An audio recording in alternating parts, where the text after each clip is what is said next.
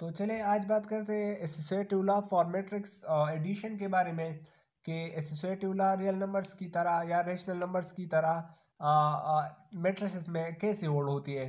तो अगर हम यहाँ पर देखें तो ये एसोसिएटिव लॉ है।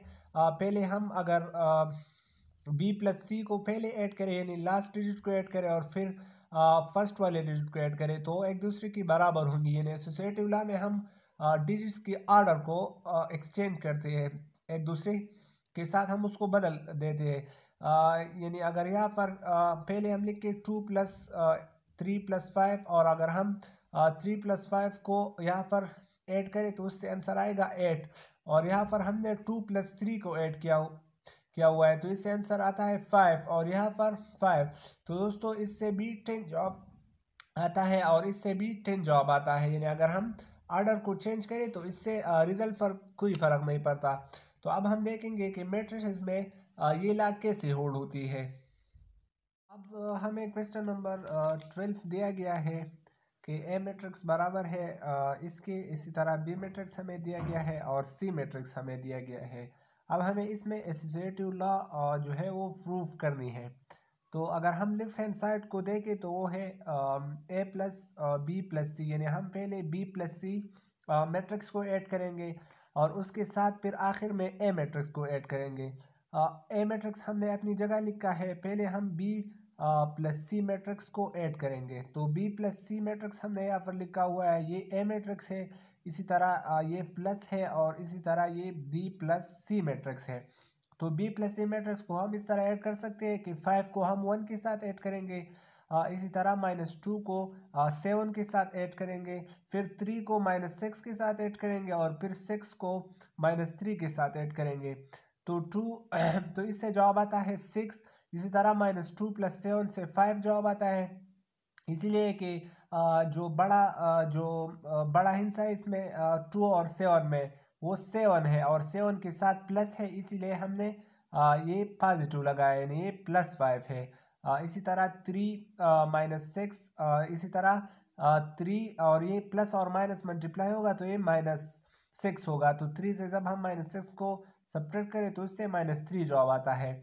और इसी तरह 6 ये 6 होगा और ये प्लस और माइनस मल्टीप्लाई होंगे तो ये -3 होगा। तो 6 से जब हम 3 को सब्ट्रैक्ट करें तो उससे 3 जवाब आता है। फिर हमने इन दोनों को जब ऐड किया हुआ है इन दोनों मैट्रिसेस को तो उससे हमारे पास ये रिजल्ट आया है कि 8 2 1 और 4। अब अगर हम इसको इक्वेशन 1 का नाम दे, ये तो हमारे साथ लेफ्ट हैंड साइड हो गया।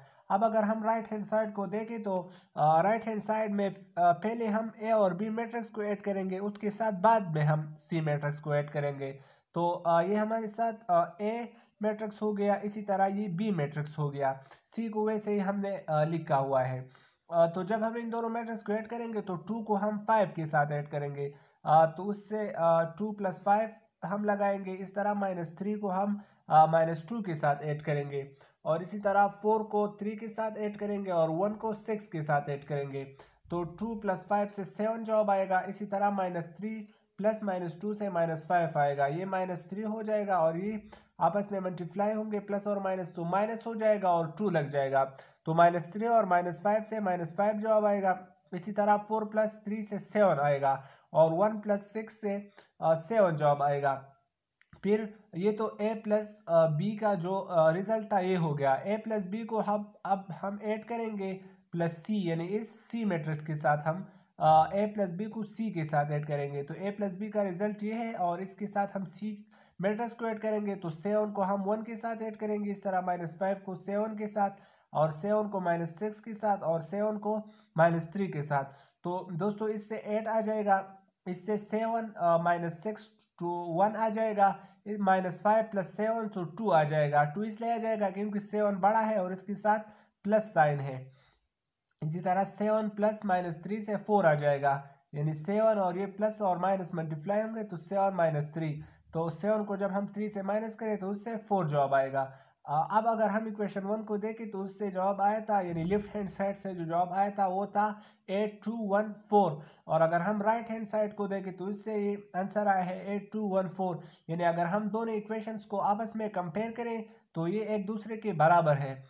तो इसलिए हम कह सकते हैं कि मैट्रिसेस में एसोसिएटिव लॉ होल्ड करती है, और पहले हम लेफ्ट हैंड साइड को मालूम करते हैं और फिर राइट हैंड साइड को मालूम करते हैं। तो ये था आज की बारे में।